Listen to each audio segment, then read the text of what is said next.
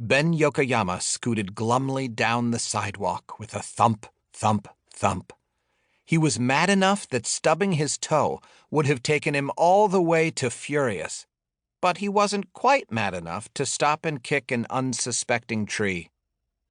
He was mad because he was out of almond kisses. He was mad because he had no money to buy more. But mostly he was mad because the chunk of rubber missing from the rear tire of his scooter made an awful thump, thump, thump as he scooted down the sidewalk in dismay. Ben sighed in a way that was meant to be heard and admired, but no one was close enough to appreciate it. He sighed louder, but the sidewalk remained empty. Not being able to share his mad feelings made Ben madder. When he got to the corner with the yellow bush, Ben's best friend Janet was waiting with her skateboard. "I heard that sigh a mile away, Ben. What's the problem?" asked Janet. Ben didn't answer. He wanted Janet's sympathy to last a little longer. "Still mad about those scooter scuffs?" Ben nodded. "My skateboard scuffed too," Janet pointed out. It was sort of true. "Your skateboard is scuffed in a cool way," said Ben. "My scooter is scuffed in an embarrassing way."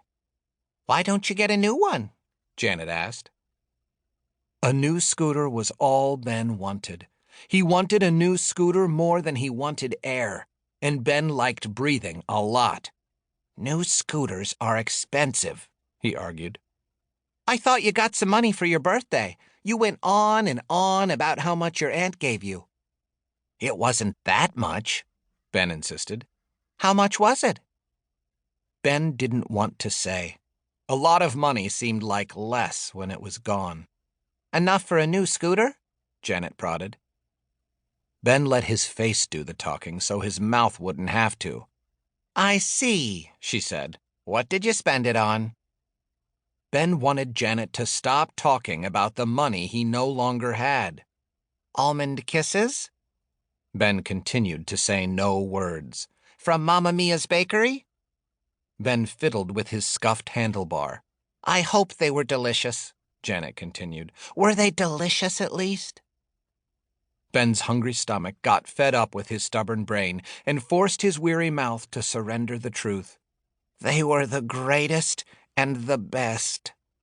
"Well, that's a relief," Janet replied. "Life's too short to eat undelicious cookies." "Yeah," Ben said wistfully. Janet was right. She usually was. "So you spent all your money then?" Ben nodded. "The past tense is the worst." "I'll tell you what, Ben." Janet dug into her pocket. "I have $3 if it helps." Ben was touched. This was the kind of friend Janet was. He summoned a smile and took the money and tucked it into his coat pocket for safekeeping. $3 was better than none, but it wasn't enough. A new scooter cost so much more. Janet hopped back on her skateboard and glided smoothly down the sidewalk as Ben thump, thump, thumped behind her in scuffed silence. When they got to the junction of Queen Street and High, they stopped by the front window of Honeycutt's Cycle and Scooter. There it was, proudly displayed in all its gleaming glory. "The Astrostar offers a non-slip titanium deck." Ben had memorized the list of features. "It sports wear-resistant, shock-absorbing wheels, and its best-in-class ceramic bearings ensure the smoothest ride." "I have to admit, it sounds pretty good," said Janet. Ben looked at the price tag and thought about his birthday money. It would have been enough, but the Astrostar hadn't come out until after Ben's stomach and Mamma Mia's almond kisses had cemented their beautiful friendship. Ben didn't want to regret eating so many. He didn't want to have to choose between the fleeting joy of almond-kissed delight and the lasting satisfaction of an unscuffed scooter. He wanted it all, but that was not the way things worked. It just wasn't fair. As Ben scooted and scowled and thump, thump, thumped down the sidewalk, he settled in for a lifetime of disappointment. The first next step of his regrettable future was school.